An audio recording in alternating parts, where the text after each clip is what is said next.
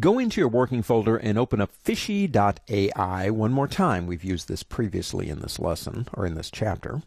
What I want to do now is show you something that I really use a lot once I got used to using it. Now see, to me, this is all about habits.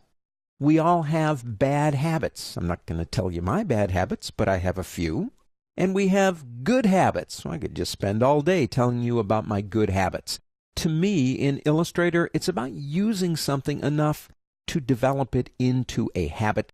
And this is actually a really good one. It's views, changing view. Let me show you something.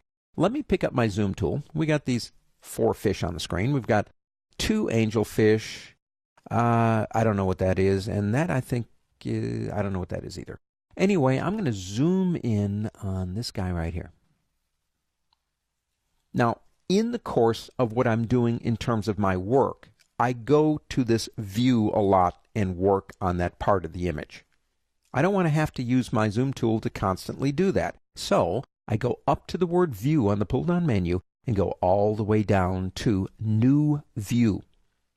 Now we'll call this one Angel 1. Click OK. Now I'll double-click on my hand tool to take it back down to a manageable size and zoom in again on this guy. And this time I'm going to change the view first to outline. Okay. And then we'll go into view again and go down to New View. And we'll call this Angel 1 Outline. Now the reason I'm doing that is just to prove a point, is anything you do to the view can be incorporated into what we're doing right now. So let's double click one more time on the hand tool and let's go back into a regular view, preview, and zoom in one more time maybe on this guy. And one more.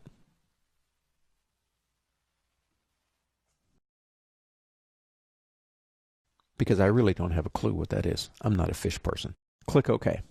I like them when I'm eating them. Let me go ahead and double click on the hand tool. Now I want to get to those views as I am working and designing. So think about it that way.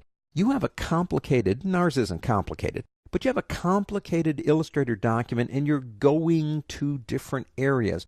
Or you realize there's an area you're going to need to work on, so you make these views. You come back to the word view and go all the way down, and there they are.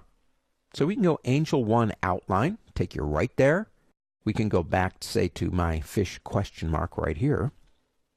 If we go back to the word view and go into Edit, we can, well, delete them or rename them if we want to. If we decide we don't want outline, we can select it. We can rename it, or we can say, nah, don't want it. To me, it was a habit that I developed.